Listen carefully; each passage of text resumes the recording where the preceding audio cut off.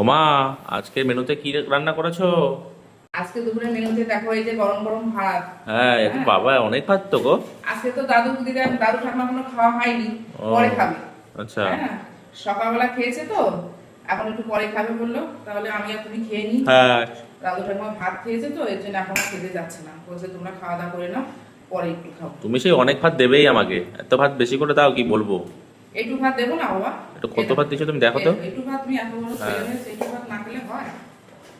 আমার ভাতটাও বেড়ে নিচ্ছি। ঠিক আছে, আমার খিদা পেয়ে গেছে, কেন তো সকালবেলা তো ভাত খাওয়া হয় না, না সকালবেলা একটু হালকা কিছুই খাই, এই জন্য এই টাইমটা হলে না খিদা পেয়ে যায়। আচ্ছা, আর দাদু ঠাকুমা পরে খাবে। আর কি করেছো? করেছি এই যে দেখাচ্ছি, আজকে একটা নতুন জিনিস রান্না করেছি। নতুন জিনিস? কি বলতো, কি? মানে এই বছরে এই প্রথম। এই আচ্ছা। যে গরম ভাতটা একটু ঢেকেই রাখলাম, দেখাচ্ছি। ও আর এই যে দেখাচ্ছি, এই দেখো, এটা হচ্ছে লাল ঘন্ট করেছি আজকে মুগের ডাল ভেজে। বাহ। আমার বন্ধুরা খায় কিনা চায় না, খেলে পরে আমার কমেন্টে জানাবে কিন্তু। এটা লাউ ঘন্ট।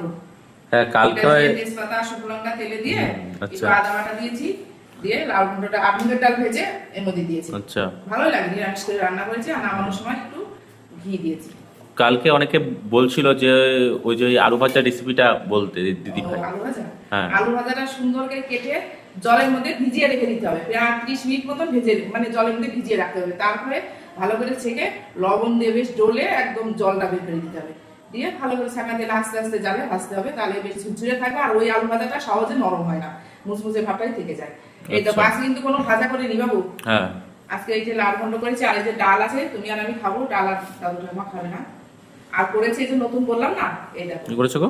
নতুন পটল দিয়ে, বাহ। আলু দিয়ে, পটল দিয়ে আর কাঁচকলা দিয়েছি, দিয়ে বেশ সুন্দর করে নিরামিষ আলু পটলের রসা বলতে পারবো।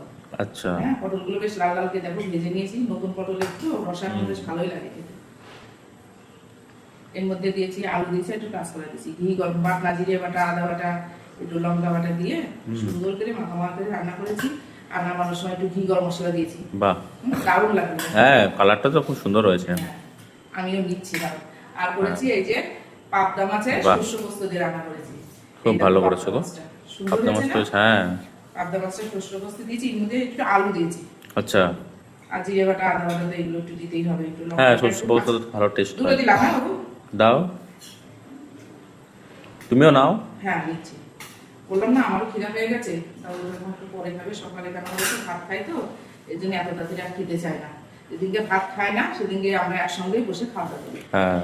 তো দেখো এই হচ্ছে আলু রাতের জন্য, এই যে মাছটাই অনেক রান্না করেছি, এই যে আরো মাছ আছে, এই যে বাহ। অনেক মাছ রান্না করেছি আজকে। খুব তো এই সুন্দর। হচ্ছে দুপুরের মেনু হয়েছে। এটা হচ্ছে লাউ ওইদিকে কি রয়েছে। আছে? এদিকে হচ্ছে মাছ বেড়ে রেখেছি, মাছ এই দেখো, ছেলে সবকিছুই দেখতে চায়, মাছ সব বেড়ে বেড়ে রেখে দিয়েছি।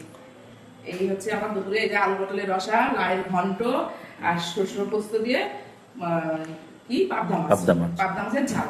তাহলে চলো আমরা এখন খাওয়া দাওয়া করে নিই। হ্যাঁ, চলো। খিদাও হয়ে গেছে, চলো তুমি খেয়ে নাও। হ্যাঁ মা। খেয়ে নাও, চলো।